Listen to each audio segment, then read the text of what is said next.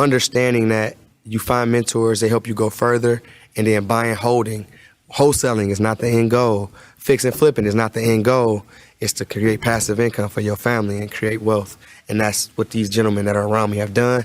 And that's what I'm continuing to learn as I grow and come up in this game.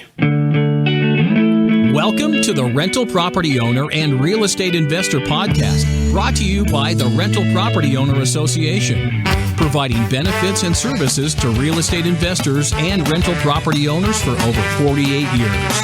With your host, Brian Hamrick from Hamrick Investment Group.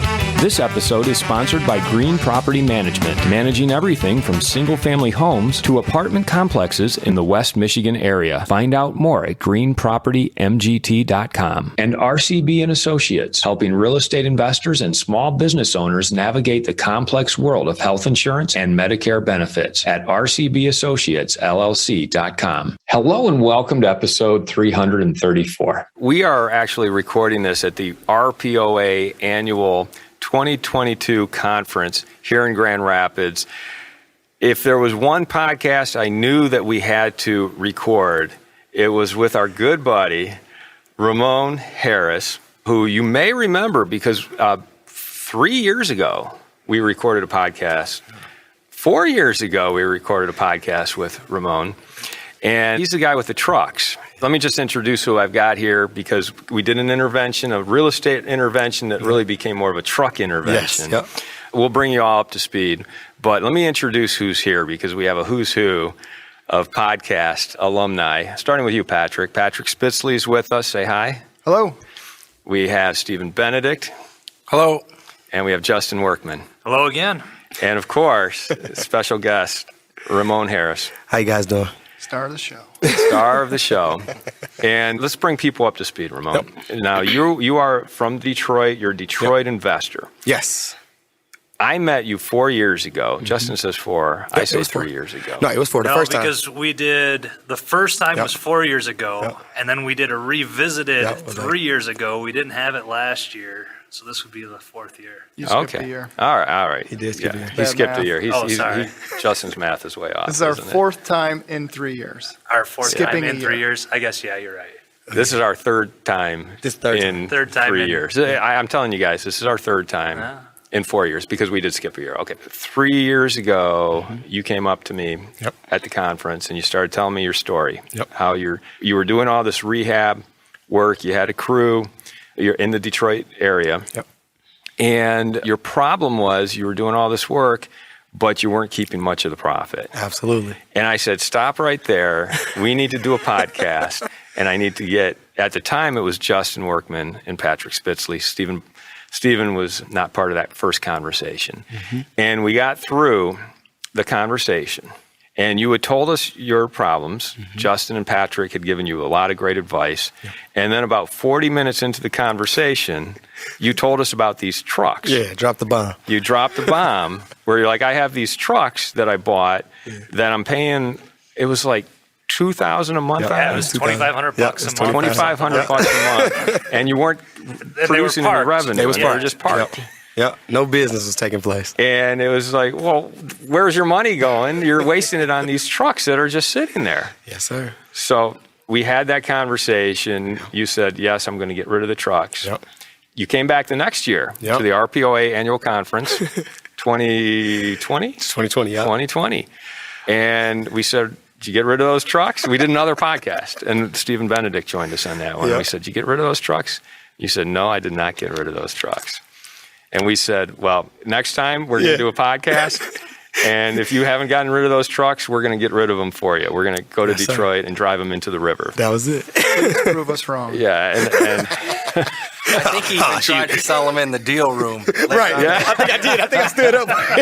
Anybody need a truck? 26-foot box truck. I got it for you. So then COVID happened. We lost track of the trucks. I don't know what happened to them. But you're here. You're back. Thank you for coming back to the conference. Absolutely. Ramond, I've done enough talking. Tell us what is going on with your business. Where are those trucks? Boom. So 2 of the trucks are gone. I still have one. The one is still parked. It has not moved. But I have gotten back into the trucking business since then. The last time we spoke, I was kind of mentioning about FedEx, my little thoughts about FedEx. And since then, I've been able to get into the FedEx business. Currently own Inkster, Taylor, 3 zip codes in Detroit, 48202, 48204, and 48206. So I've been able to kind of leverage the trucking game and my knowledge and put it into something else. But unfortunately, I do still have one of those trucks. One truck that is not being used for your FedEx business. It is not being used, no. The engine blew. They tried to offer me like trash. It was, I don't know. I just have a hard time just giving somebody like, so that's just been a problem for me. So it's just kind of sitting. Let's dig into the trucks, and then we'll dig into the real estate part, because I know you're still doing real estate too. Still 50. What's that truck costing you each month? That truck is now down to like $450. Like it's minuscule now. So $450. Yeah, $450. Okay. Yeah, that was one of the ones that we had free and clear that I was paying off my wife's uncle. So I've gotten it down. He dropped since the pandemic happened. He kind of lowered the payment because, all that stuff. So now it's less of a debt service to me, and I just kind of just roll with it. It's almost paid off. I think I got like 8 more payments left, and it's done. So next year. Yeah. Oh, yeah. It ain't going to be no more trucks next year. No, next year there will be no more of those original trucks. Currently for FedEx, I own like 26, but... Yeah, there's no need for next year. You're going to lose the same amount of money whether you sell it today or you pay on it for the next 2 years. Inflation, can't you sell it for more now because of inflation? And that's the I'm working on that. So that initially pre-pandemic I tried to sell it. They were offering like $4,000 for the whole truck. I had just put new tires on it. They was $600 a tire. It was just, I'm like, bro, I'm not about to give y'all my truck for that low of a number. So I just kind of, I'm waiting on a better opportunity, I guess, just to see how we can repurpose this particular truck, but it probably won't end up being one. That make and model, they don't make it anymore. They stopped making it because it continuous breakdowns, and trying to put a new motor in that casing, you have to go back with that same style, and that's kind of the problem with that particular truck, is that it's going to end up being a loser regardless. You should park it in a parking lot and turn it into an Airbnb. There you go. Hey, we use what they do in the containers? Yeah, making a container. Use the back container truck. For real. Especially Airbnb truck. Storage unit. Storage. Now that might work out even better. Storage, just roll the door up and it's going down. $20,000 storage unit. Okay, I don't want to dwell on the truck anymore. Yep. I think you did a good job. You got rid of 2 of the 3, right? 2 of the 3 are gone. All right, good for you.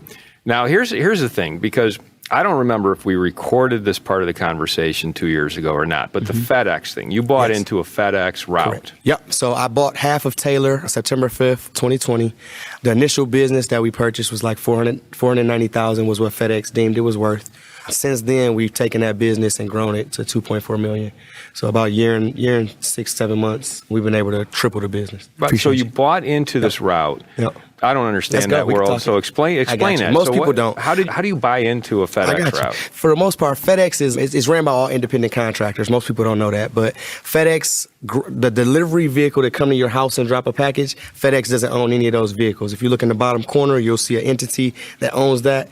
And that's how I've gotten into it. I had a mentor that I met in 2014 who currently owns Ann Arbor, Michigan, killing it, put his kids through college, has a nice lifestyle. So I'm like, man, I always wanted one of those just to kind of, I saw the passive income that he made, and I'm like, I can do that. You know what I'm saying? Especially from my first trucking experience. So I'm like, all right, I got some experience in this.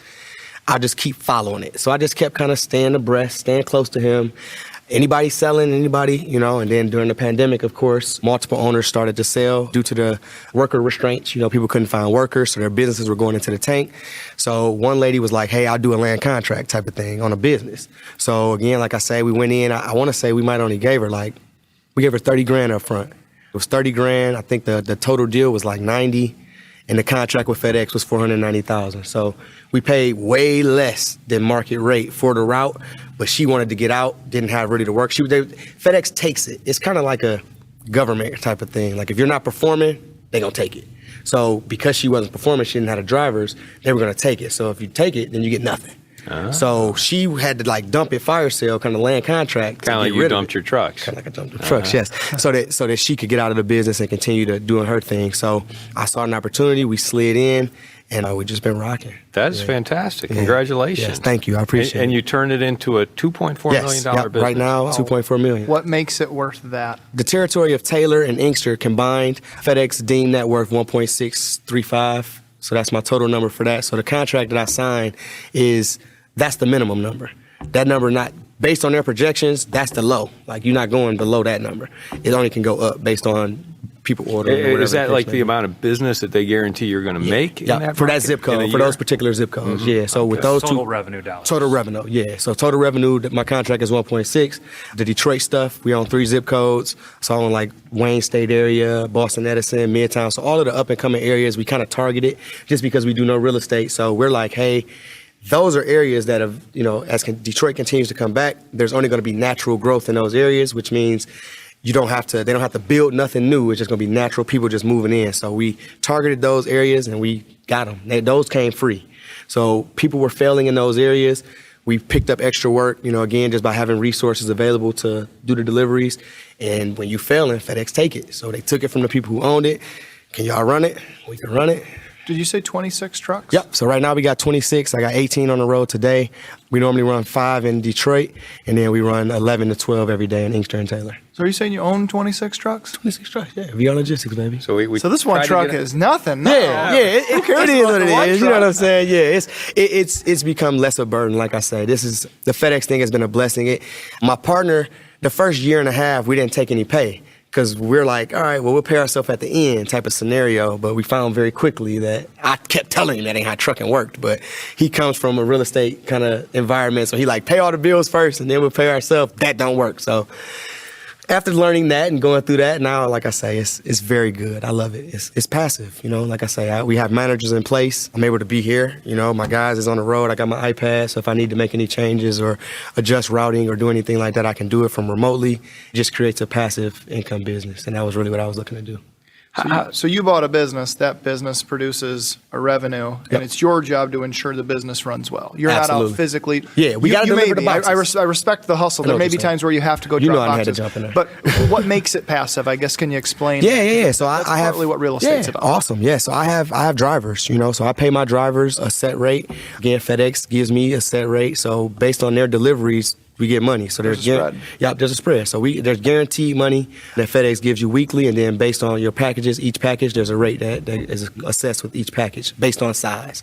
So if a bigger box, I get more for that. Little envelope, I might get less. So based on how many packages we deliver, plus my set fixed rate, which they put in there for like truck notes, gas, uniforms, the stuff that says FedEx on it. So they give you a set rate for the stuff that say FedEx on it because you putting it on your equipment. You know what I'm saying? So you get paid for it. But there's a spread there. So FedEx businesses are supposed to make the ground side, which is the people that deliver to your house, should make between 15 to 20%.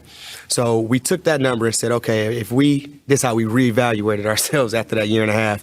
If we pay ourselves a salary of 10%, then anything that's additional with that 15 to 20%, we can pay out at the end, like we talked about, and that'll just be a windfall. So now we're able to not really work as much. We have managers. We have one of our drivers, we promoted him to become a manager of the Taylor location. And then in Detroit, my dad runs the Detroit stuff, and he's our maintenance manager as well. So he kind of does a lot of running around, and that's how it became passive. So I'm able to come here and do this. My trucks is on the road today. Every week we get paid. We 1099 from FedEx, and then I take my salary from our. That's awesome. Yeah. So it worked out. Wow. It definitely did. It was a lot of work, though. And when me and Justin spoke originally, he had looked at the business. All my drivers calling me right now. Like, I just got 3 drivers back to back. They ain't called all day. That's not crazy. passive. That's crazy. No, well, my partner, no, that's all good. They good. They gonna text me. My partner, he in Mexico right now, so that's why they calling me. So it's like, all right, I get it. I'm supposed to be at work today. Whatever. And I appreciate you for that because Justin told me a few years ago when I was here and I was mentioning it, he's like, I looked into it, too much work. And he was absolutely right.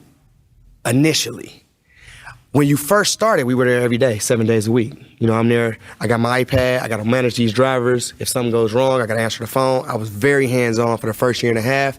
And had I had something else, not my real estate business, but something that actually demanded a lot of time, I don't think that I would have been able to first be successful and grow the business, and then secondly, be able to have a calm mind to be able to feel good about talking about it. Like when we first started, it was so much work. Patrick, like you stated, when the drivers didn't show up, guess who had to jump in the truck? You know what I'm saying? So it's like, man, I didn't sign up to be a truck driver, but they didn't show up today, so I guess I got to be one. You know what I'm saying? So until we were able to build the staff, get reliable people in place, and then, like I say, promote people that have shown loyalty, it was definitely a grind, and passive was not what you would call it, you know what I'm saying, initially. But in a year and a half, which is a short amount of time to be running a business, it has turned into a passive thing. So blessed to be able to say that. We're looking to grow. We probably like to get some semis. I'd like to take a moment to tell you about Green Property Management. Not only do they manage everything from single-family homes to apartment complexes in the West Michigan area, they also manage my entire portfolio. So I can tell you from personal experience that their unique flat fee management style is worth a closer look. If you feel that your property isn't operating to its fullest potential, then Green Property Management can help you take a holistic approach that will save you money, eliminate your headaches, and increase your net income. And if you're a property manager interested in applying Green Property Management's model, give them a call at 1-866-95-GREEN or visit them on the web at greenpropertymgt.com.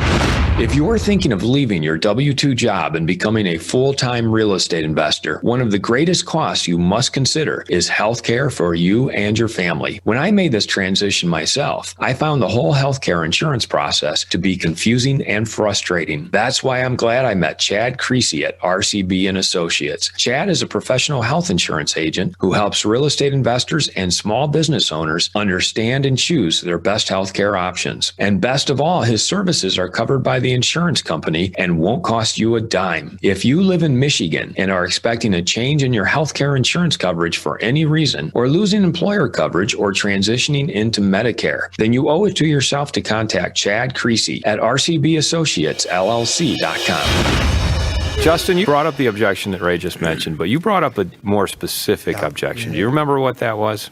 Because I do, and I'll tell you if you don't. I thought it was due to, I don't remember exactly. There was a few other things that had gone on and that I'd heard about. It had something to do with them losing the Amazon contract. That was some of it. Amazon had just started delivering. Amazon had just started delivering. And then the other thing that I had heard was that the delivery routes especially, and I had looked at both the delivery and then the interstate where they're going hub to hub with trucks, is that they were going to drop their rates, I think per package or something like that. And at the time when we talked, there was a lot of FedEx routes for sale. Yes. More than I had seen previously. So I figured there was some truth to that rumor. It was true. They have dropped rates significantly. When we talk to past contractors, they're like, man, the money didn't come but the way that they just kind of moved it. Okay. They didn't take it, they just moved it. Yep. So it's really now about your negotiation skills, where some of those older cats, they don't even negotiate. It's called negotiations, but they would go in and just sign the first contract that FedEx sent them. That ain't a negotiation. I'm like, well, why didn't you push back? So now that we've got into it, some younger people, man, everybody pushing back now. Okay. It's created a whole different environment there because FedEx, if you check FedEx, the last 2.5, 3 years, their quarterly gains have been they crazy. And it's because of exactly what you said. They cut the contractors, and if you're not willing to fight them back, you're just going to swallow that loss. Wow. Yeah, you know what I'm saying? That's happening. So because of those dynamics, you were able to pick this up and basically your first route up in a fire sale. Yep. Yes. Pennies absolutely. on the dollar. The pandemic put us in the game. You paid a price that was probably based on a lot of those dynamics. All of that. But because you figured out that the money was still there, you just had to negotiate. You just had to go ask them for it. You know what I'm saying? Like our initial contract that they gave us for the Detroit stuff, we just finished Detroit negotiations in January. The initial contract they sent us was $613,000. We got it up to $748,000. Well, if we would have took that $613,000, that was your whole profit. If they saying you're supposed to make 10 to 20% or 15 to, like, where the money at then? So we had to give them a profit loss statement saying, like, bro, that's not enough money. And we told them we needed $780 or something, and we still only ended at $746. So they're pretty much telling you, run skinny. It's like, what are we talking about? I'm running for you. But again, if you don't have you're going to just do what they say, and you're going to lose every time. The loss going to be on you again. They don't care. That's your you signed the contract is what they'll say. You signed it. Yep. You should have knew that wasn't enough money. Yep. And now you got to deal with it. And now you got to run your business until it's time to re-up your contract. Yeah, and every time I've looked at it, it's come through like a business brokerage type of a situation. Yeah. It's not a direct from an owner. Yeah. It's always been through a business broker. So they always, just like a real estate broker, they're going to paint a rosy picture of everything's great. You're always going to collect this amount of money and that kind of thing. And it's when I dug into it and started talking to other guys, it's like, oh, well, they're cutting our rates and our contracts are all changing this year and stuff like that. And that's why everybody's getting out. And that's where I had hesitation with it. You was absolutely, absolutely right. And I had only looked at it kind of on the first layer, just because it looked really appealing, just the broad numbers on the business. But then same thing, like you talked about, is I thought it would be too in-depth and more time than I wanted to commit to making it happen as well. Definitely was. Another key differentiator is it sounds like you had a mentor who was already in this space. So he could look at it with you. So he was from the old school. He had been in the business. Now he's 18 years. When we got in, it was 2020. He had never negotiated in 16 years. Not one time did he go back to FedEx and say, that's not enough money. He was just used to whatever they offered. Well, they know the area. This should be what it should take to run it. And they would just take that number. And it's like, now you're trying to, I'm going to load this guy up and to try to find a way to squeak money out. And it's like, that's not how this should run. I'm running this for y'all. You know what I'm saying? As far as when we speaking of y'all, it's FedEx. So it's like, why am I working so hard to make y'all money or to get your boxes delivered to the door? And that's really the thing that I don't think those older contractors have a full understanding about. And majority of the Detroit that was our big thing in Detroit. When we were negotiating for Detroit, our suburbs contract is crazy. The one in Detroit is trash, but it's like, this the hardest place to deliver at. It's a speed bump every 40 feet. So that's wear and tear on your truck. My guys got to drive slower down the street. Gas station, I got to lock everything up because they running in my trucks taking scanners and iPads and everything they could grab. But y'all don't see that this is why? Because the people that own the rest of the Detroit areas hasn't changed in the last 10 years. All of those guys that own Detroit been just like, I can make it work. I can make it work. And then when you go ask them, did you make some money this year? Man, I'm negative. Why? Because you keep signing bum contracts. So then FedEx say, well, if they can make it work, why can't you? Why can't you? You in Detroit too. They're in Detroit. I'm like, bro, y'all better get out of here. But it took back and forth. I think we negotiated with them for 6 months. Yeah, they're just not speaking up. That's it. They ain't saying nothing. You know what I mean? Yep. So their option is, I'm going to just sell. Yep. And it's like, some people have tenants like that when the toilet runs. That's it. Some will talk, some won't. That's until the water bill comes. There's a problem. Yeah. That's it. You never know. It'll sit there and run and run and run. So you brought something new to that equation. Where did you get that confidence? Where did you get that knowledge to push back and be the one who says, well, and that's again, not me enough? and my partner, we just younger. Like, we didn't look at it as that was fair. It's like, time out, bro. Like, I'm running your stuff. Like I say, it's common sense. But if you don't say nothing, then again, FedEx gonna just say, well, here go the contract. Take it or leave it. And they like, take it. Yep. So I got how much money coming again? All right, I'll find a way to. Well, and I think you run into the situation where a lot of guys don't know there's an alternative. They called it negotiations, but they thought they couldn't negotiate. Yeah, because they're on the hook. They have all these trucks that are sitting out there that are, cost them so much money a month. They have employees sitting out there. And if they lose that FedEx contract, they're still on the hook. They still got to pay all their guys, with all of their trucks. Yep. That's the advantage, and that's the system I love about FedEx and other companies that do the same thing, is they don't have any risk in this whole scenario. They out here. They're getting their package delivered. They're just paying a flat rate for it. Mm-hmm. And it's you guys that are on the hook for all the trucks, we gotta all deal the with maintenance, all of that all stuff. the employees, all the garbage that goes with the delivery end of it. And all they say is, it's in your contract. Yeah. Here, just sign this. This it's is in how your much contract. you're going to get You know paid. you're supposed to do that, right? And I'm like, bro, but that don't even matter. It's a snowstorm. Well, I mean, we made the packages available for you, so you got to get your guys got to in get these out trucks, there and deliver them. Like, bro, it's a snowstorm. You know what I mean? Yeah. Like, but that's the business they created. And again, it's this genius on their side. And I'm not mad at it. Like I say, we found a way to win in the system, but it took thinking outside the box and saying, time out, man. That's not, no. Well, and I think it took the other guys in your area to agree and get on board with that system, too. Because I think you could have easily gone the wrong way where the other guys in the area just kept saying, yep, we're going to do it for this. And, well, if he doesn't want that route, I'll buy that route. And that's but that's the scare tactic, and that's what they do. They'll say, well, I mean, if you don't want it, somebody else do. But it's not that easy to just pick up a route. But they'll talk to you like that. It's like, man, y'all say, you think somebody, okay, well, have them come run it. And that was where we leveraged Detroit so crazy. Like, we didn't sign the contract during peak. So we ran it as contingency the whole peak. Because we wasn't agreeing to that, Hungry. Wasn't agreeing to that, you know what I'm saying? So if I'm not going to sign your contract, we'll take it then. I'm running it perfectly. You going to take it? No. All right, we're going to just keep running it then, whatever. Then it came back, and that's how the money came up. It's like, all right, I ain't signing that 613. I ain't signing that. So you're a real estate investor, too. Yes, yep. Fix and flips. Negotiation is always part of real estate. Yep. What are some of the correlations you see there? I mean, what did you bring from your real estate world into the FedEx world that might have given you an edge? Just understanding that whatever they say is the final ain't the final. It's like a seller. You going in to try to buy a house. They tell you they want a number, but again, they got room in there. They gave a little cushion for themselves. They knew you was gonna negotiate. So again, it was the same type of thing. Like, if this the number that you starting at, and I'm giving you a profit loss statement that's telling you that this isn't adequate to do what you're telling me to do, the number not gonna stay the same. So again, they gonna keep saying, sign the contract, and it's just like, no, up the number. And they just keep going back and forth until they, well, the way our engineers see it, no, make it make sense financially. So again, it's the numbers. Like Justin was just telling me earlier, you don't have to be a genius to do real estate. You got to understand numbers. You got to know what makes sense as a purchase. You got to make sense, understand what makes sense. Do it make sense for you to buy this property, rehab it, take the cash out and rent it out?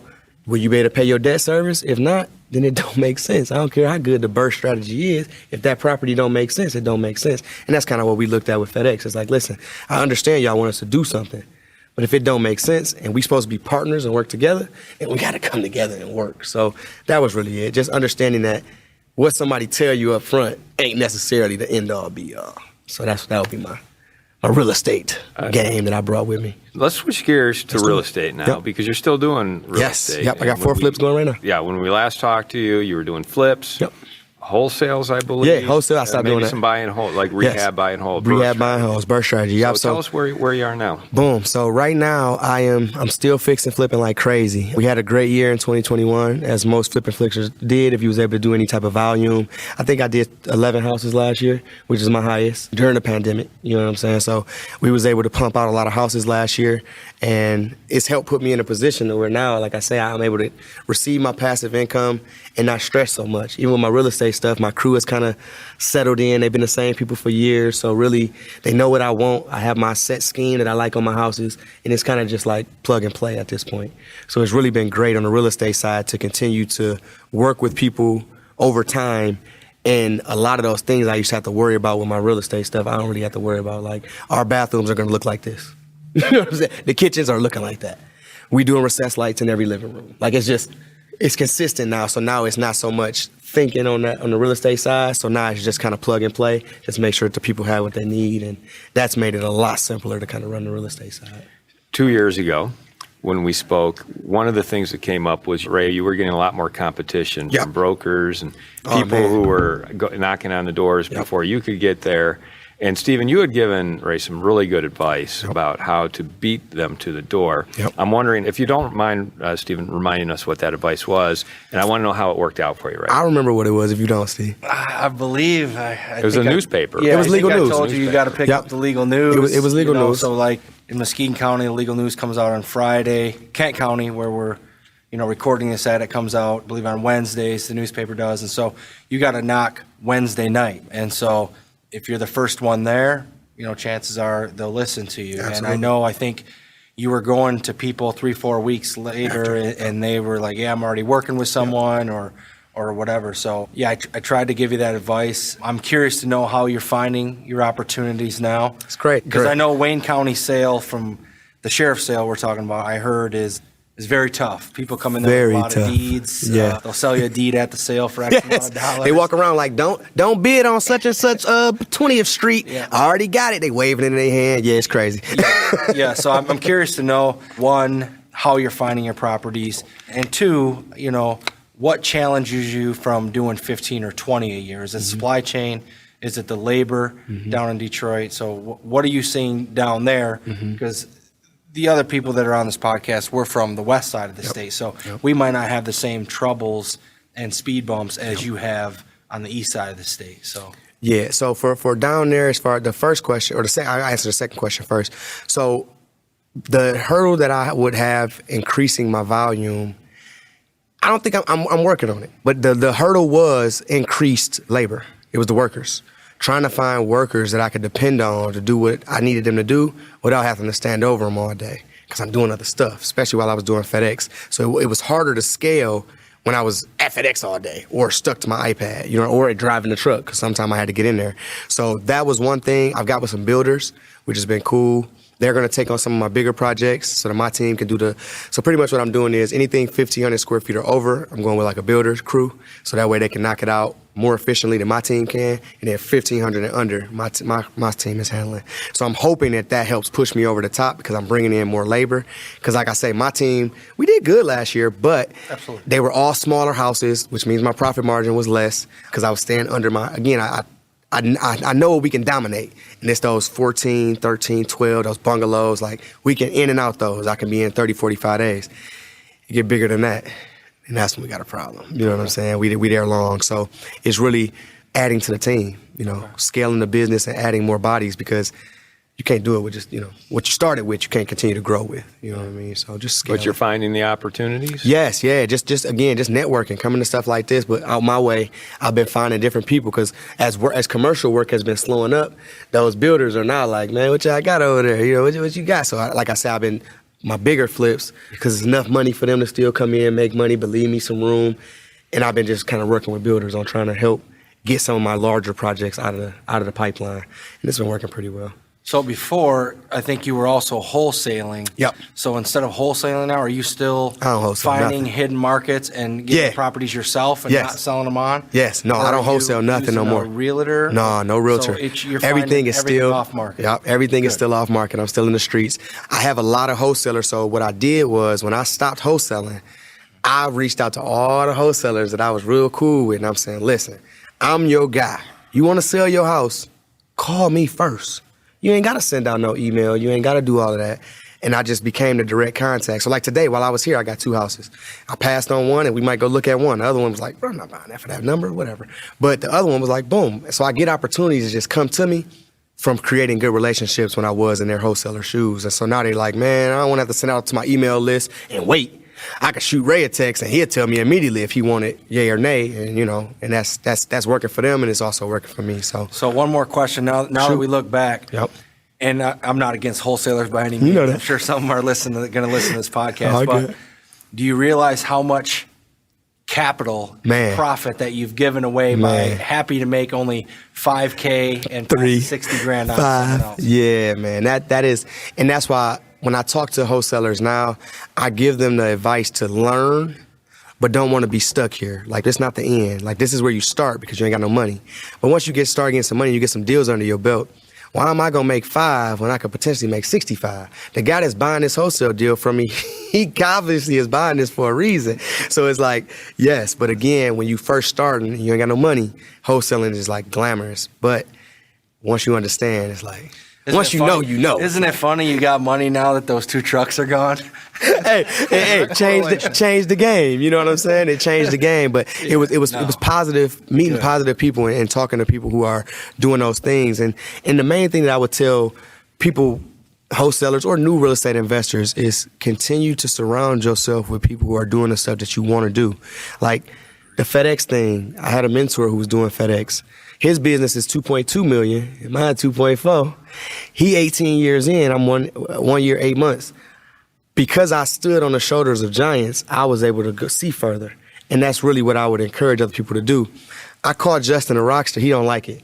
But I give him the glory because he lives the life that most people want to live. They worked hard at a period of time, and that work is now paying dividends and allows him the freedoms to do the things that he likes to do and not have to work so hard. And that's what most people want. You know what I'm saying? So to me, that is the ideal thing. It don't have to be that you got the biggest portfolio, but if you got the portfolio that makes you happy and it makes the money that keeps you comfortable, that's the dream. So Justin, again, I'm going to say it on this live. Like, I love the way that you do stuff. Stephen, you too. I mean, again, portfolio. All these guys that's on here, portfolios are amazing. But it's the understanding that you're building something. And that's where I got to continue to work on moving off of the flips. But the passive income is definitely going to help that. Because now I don't have to worry about my bills being paid. You know what I mean? My bills are now covered. So now when I can look at the property with more options.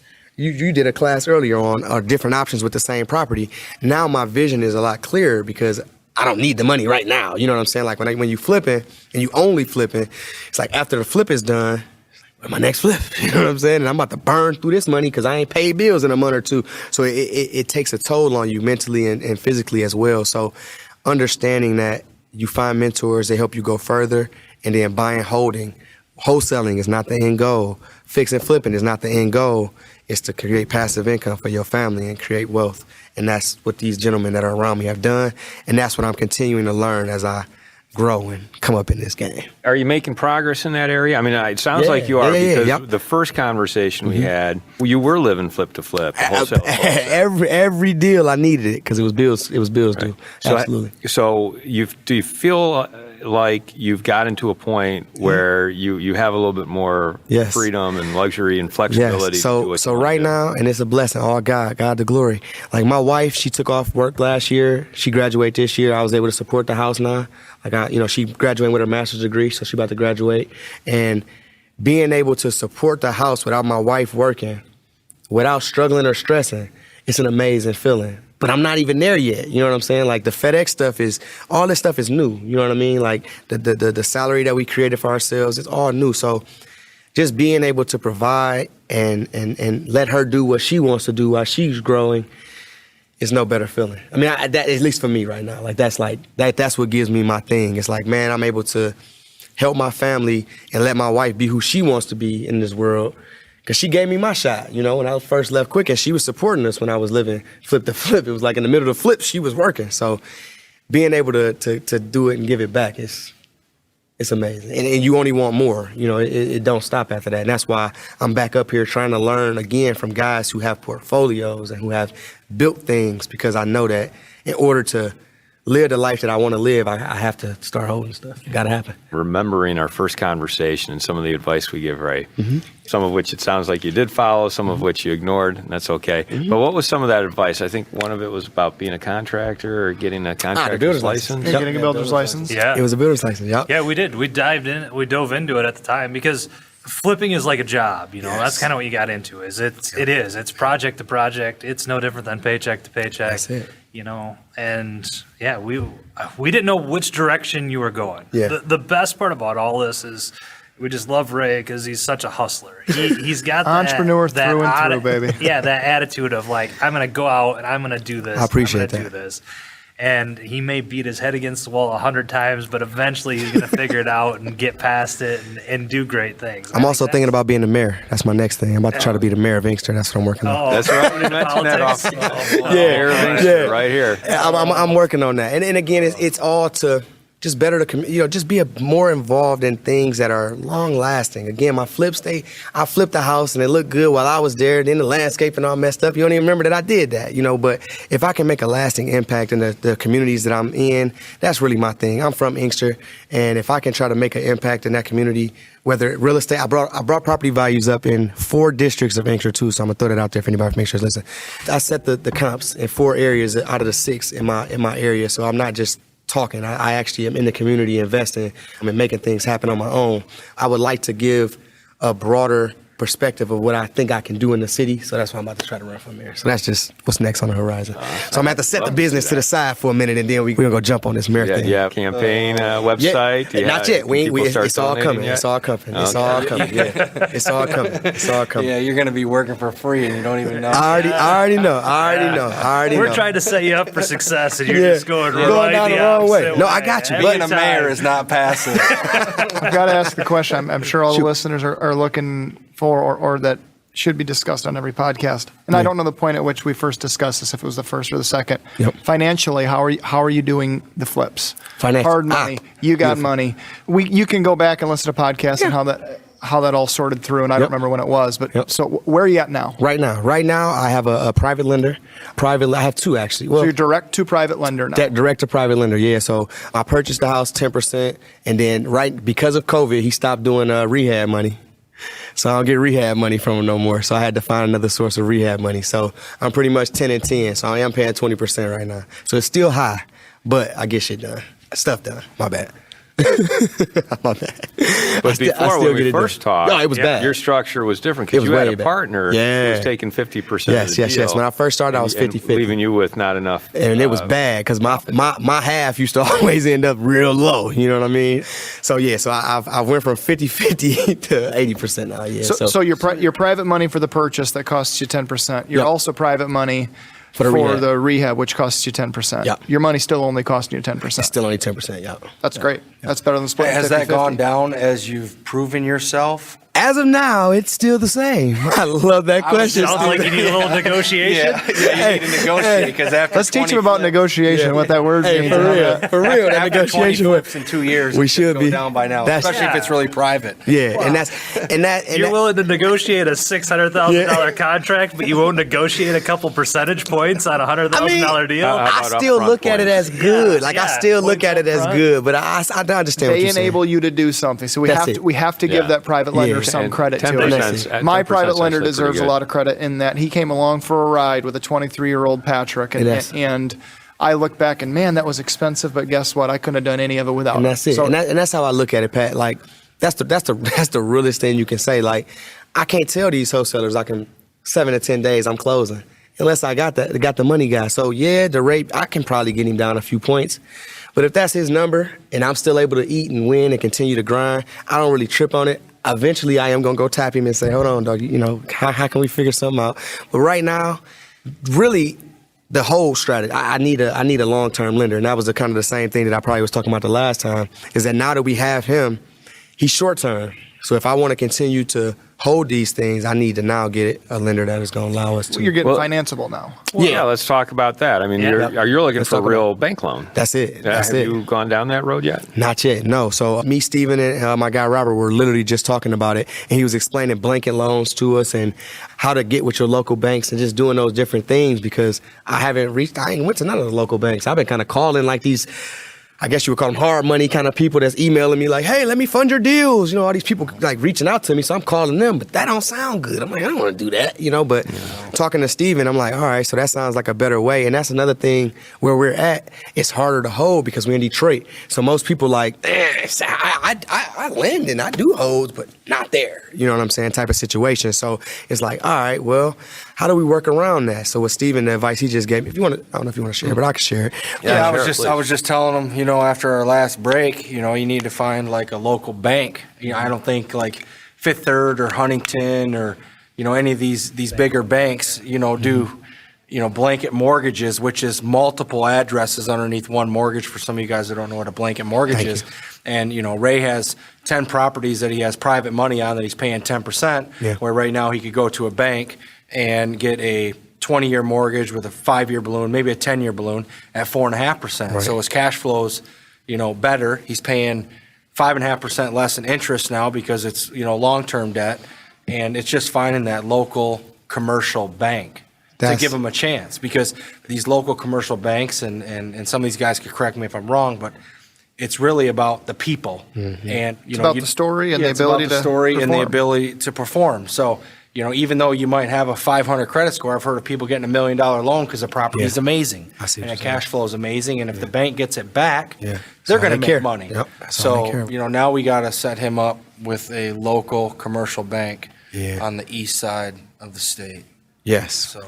And that's pretty much the next step is to just figure out who is lending out there at that level. Because, like I say, I guess I've just been looking in the wrong direction. You know what I mean? I've been looking at who's looking at me. And, of course, that ain't who you want looking at you. You know what I'm saying? We got $28 million in origination, and we got these points on the front, those points on the back, and we'll meet you in the middle somewhere. It's like, hold on, that's how this works. You have to find the right lender. Yeah, and that's kind of what I've been going through. I would turn it around because what you're offering a lender, an opportunity, is to invest in a stabilized property, portfolio of properties that you've already rehabbed. Yeah. And I would imagine, I don't know of any particular programs, but there are incentives out there that the federal government, wants lenders to lend in those particular areas that you're having trouble getting loans in. When I bought my first multifamily, it was in an area where the lender wanted to lend to me because they got community redevelopment credits. And so this was 2008. Yeah. No one was Nobody was lending money. But they You lent still it was to able to me get it. because they're like, we get community redevelopment credits, so we're going to lend to you. So you need to find the lender who will actually be excited about lending to you. And Because you've already mitigated a lot of that risk. Yeah, we've been doing it. And that's where, like I say, that was such great advice because I've been I know what I need, but I've been looking in the wrong direction. You know what I'm saying? And again, it's the people that's been looking at me. Hey, Ray, I saw that last flip. Let me fund some of your deals. I'm like, I call that guy. He's talking crazy. I'm like, boy, I wouldn't have made no money if I'd did a deal with you. You know Well, and I think you're just getting to that point where you're am. financeable again, too. I am. Like, you were on such a stretch for a long time, it sounded like, where there's no way a bank would touch you. You're barely I was clearing writing these everything off. deals. Yeah, no, you're right. You'd be behind for a month until a deal could sell. Like, there's a period there where I think it was a little shaky, is my guess, just based on our conversations. Right. You're right. Where now you're to the point where your business is successful. Your wife graduated, so she'll have an extra income. From a lending standpoint, you look like a much better on paper. Much better on guy paper. to lend to. And I think that'll help. Yeah. Do you have your personal financial statement, your schedule of our real estate owned? Do you have those things together? Yep, my accountant, I got a pretty good accountant. So and that's what I mean. Like he hit it right. That was beautiful. He hit it right on the head. Justin did. Like, I'm really now just getting into the groove of being able to start being financeable. So now it's like, all right. Again, I got check stubs. I get money every week on paper. Like, everything looked good. But like he say, hey, it was rough for a minute. We ain't gonna hold you up. So that's I think we've all been there at different points where it's like, well, I didn't have a normal job, so my income is based on either whatever rent I collected or whatever I sold that year. And it's hard to explain to people, well, how much do you make in here? Well, it really all depends. I spent it all. What did I make and what did I invest and what was really left over and how much did we live on? Those are all different factors that play. And that was what I was dealing with for sure. Yeah. So you just don't look the greatest on paper at that point in time. And I think we've all had those points in our lives where we were hustling so much that every dollar that came in immediately went back out and got reinvested. And very little kind of got sucked through the vent and into our actual pockets or into our homes. It just kind of went, went right on through and into the next project, into the next property. And that's man, like that. And when you're doing that and when you have that hustle, I can understand why you don't look great to a bank because there's not a lot of liquid sometimes. Right. Sorry, bro. Kind of look a little low today. Yeah. But we just I close tomorrow. I got to close it tomorrow at 1 o'clock. Give me 2 weeks. We close on this next property. I got to close it tomorrow at 1 o'clock. In the bank for 2 days before I buy the next one. Don't worry about today. So that's I think definitely. we've all been there. It's just you get to that point where you get to that steady flow and you can kind of take a breath a little bit and you look so much better to the banks and the people that are actually willing to lend you at a reasonable rate. There you go. And that's important. Final thoughts. Any final thoughts before I wrap it up? I just thank Ray for coming. I think this is always a great conversation. I just love seeing him. I love the hustle this guy has, the openness, the willing to just talk about it has been great over these years.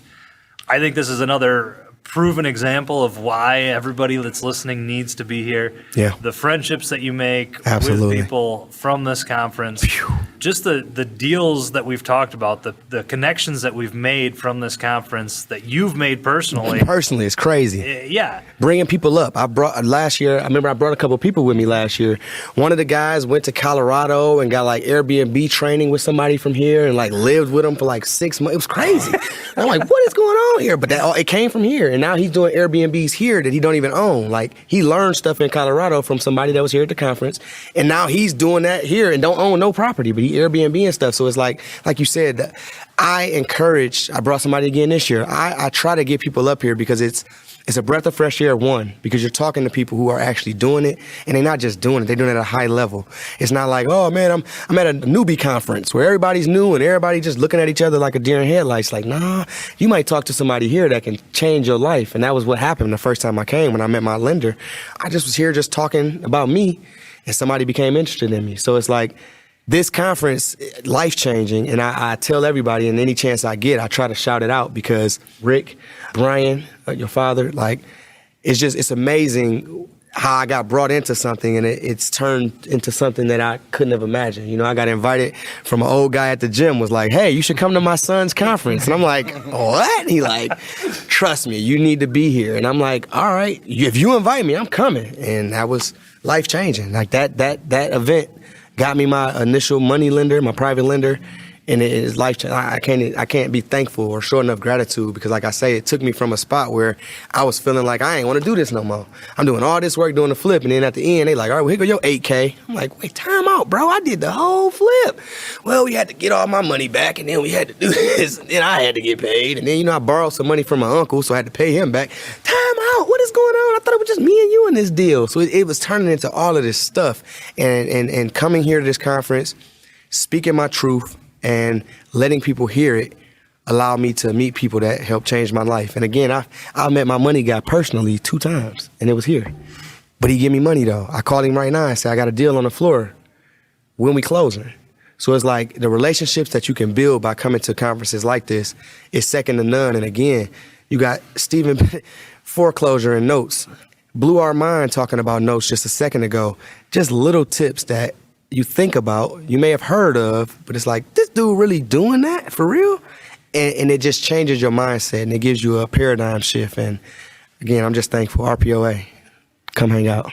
Well, thank you for that. What strikes me, Ray, is that when we first talked, you were really struggling. Yeah. You were drowning. It was bad. And but he was still doing it. We was working, but it was rough. You impressed us with your determination. Yeah. And then in the second conversation, you had made some improvements, some adjustments. Things were getting a little better, but you were still struggling. Still struggling, yeah. Now you come back 2 years later after our last conversation, and I see a lot more certainty in you. I see a lot more direction, confidence. Yes, thank you. You know, you're you know, it just comes out, and I think it is exhibited by the way that you were able to push back on the corporate entity, come on now. FedEx. Yes, absolutely. Telling them what they're going to pay you, as opposed to letting them tell you. Tell me what they. Come on, man. You got to know your worth a little bit. Yeah. So congratulations on thank you so much. The progress I you've truly made. Appreciate it. It's coming from people who I admire and look up to.